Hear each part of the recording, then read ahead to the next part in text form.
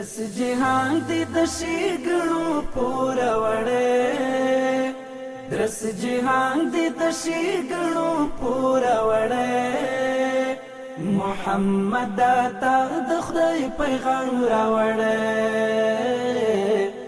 محمد تا د خدای پیغام راوړی محمد دا اوس چې کوم ځای کې موږ ولاړ یو دا مسجد غمامه دی.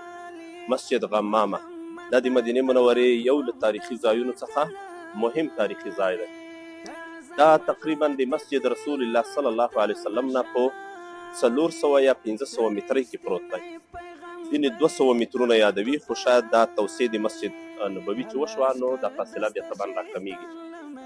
دغه ځای کې تاریخي پیښې شوي دي.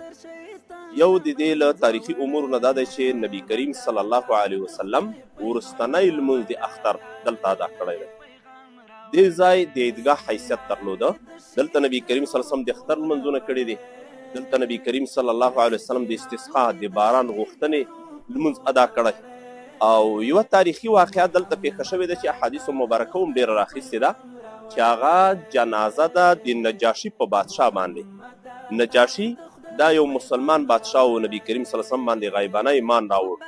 چې کله دا وفات شو نبی کریم صلی الله علیه وسلم خبر شو، خپل صحابه کرام یې راټول کړل، له دغه ځای نه د حبشې په بادشاه نجاشي باندې له همدغه ځای نه غیبانه جنازه ادا کړې ده. او دا داسې یو جلیل القدر پاچا و چې د عایشې صدیقې رضی الله تعالی عنها په روایت کې راځي چې خلکو به دا کیسې ډېرې کولې چې کله نجاشي وفات شو د ده په قبر باندې بلنډې او رڼاګانې دغه راټیټېدلې. دغه ځای کې هغه د جنازې مراسم هم همدلته ترسره شوي دي او د استسقا لمونځ به هم دلته کېده. دغه ځای ته مسجد غمامه ځکه ویلی کېدی شي چې نبی کریم صلی الله علیه وسلم یو وخت دلته راغی، فکر کوم د اختر د لمانځه د ادا کولو دپاره د رسول الله صلی الله علیه وسلم په سر باندې وریځه جوړه شوه، دې دپاره چې د حر شمس د لمر له ګرمۍ نه نبی کریم صلی الله علیه وسلم وساتي. دغه منظره ټولو صحابه کرامو ولیده. دا د رسول الله صلی الله علیه وسلم دپاره یوه معجزه وه چې وریځه الله مسخره کړه او د ده په سر باندې سیوری جوړ کړه. دا همدغه ځای و. د دې وجې نه دغه ځای ته مسجد غمامه وایي.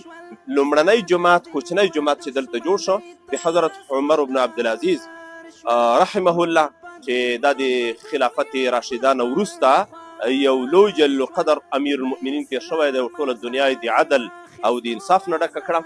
هغه مبارک په دغه ځای باندې یو جومات جوړ کړ. اگر چې دا اوس آبادي چې تاسو وینئ دا د هغه وخت نه ده، فکر کوم دا د عثماني خلافت د دورې آبادي ده. خو په دغه ځای باندې لومړنی جومات چې دغه ځای ورک نه شي، دا ځای مشخص وي، جومات جوړ شو.